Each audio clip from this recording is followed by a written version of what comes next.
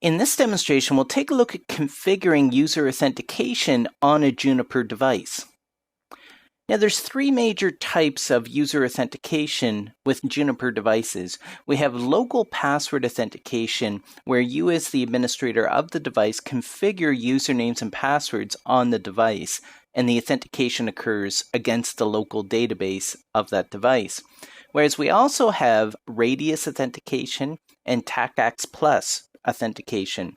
Both radius and TACACS Plus authentication allow the authentication to occur against a central database that resides on a totally different server for authentication. So when somebody makes a connection, like somebody telnetting into your Juniper device, that Juniper device will then contact the Radius server, the TACAC Plus server, and verify the credentials against the database that resides on that server. So that's kind of how we can have centralized authentication across all your devices, is using something like Radius. So let's start with creating a user account in the local system.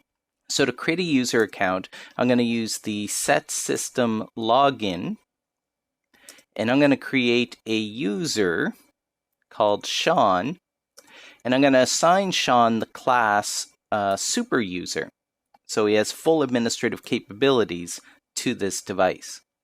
Now there's a couple other properties that we can set on this user. So I'm going to set system login for user Sean, and I'm going to set his full name to Sean Dixon. And then I want to configure his password. So I'm going to use the set system login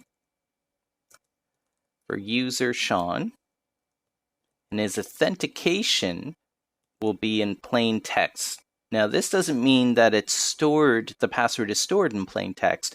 What it means is that I, as the administrator, will supply a plain text password, and the system will store that in an encrypted format in the configuration.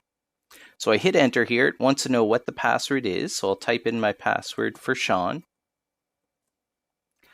Now, I'm not going to tell you what the password is, because what I want to do is I want to show that configuration. So I'll do show system login, let's say. So you'll notice that we do have a user here named Sean. We have his full name set, Sean Dixon. His class is set to super user. And I want you to notice that in his authentication settings, notice that there is an encrypted password. So you can't see it in plain text, which is good. So that's how I can create a user account on the local device. And you'll notice that I do have a couple other users there. I have a user Bob and a user Glenn from some other presentations. Next thing I want to do is show you how to configure this device to use a Radius server. So to use a Radius server for central authentication, we can use the set system Radius server, plug in the IP address of the Radius server, and what the secret is that has been configured on that Radius server, right? So the administrator of the Radius server will communicate the secret to you. So it's basically acting as a password so that they can control which devices are actually going to use the Radius server for authentication. So I set system Radius server 192.168.1.100 and specify the secret. So I hit enter there. So that means that that device is now going to act as my central authentication server. So when somebody tries to authenticate to this device will forward the logon request over to that authentication server. Now, the other thing that we can do here is we can also control the authentication order. So for instance, I now currently have some local user accounts that I can use for authentication, but also I can use the Radius server. So you want to set kind of your preference up on which authentication method to try first. So we have the set system authentication order. There we go. And then in square brackets, I'm going to specify multiple authentication orders. So I'm going to go with Radius as my primary authentication method.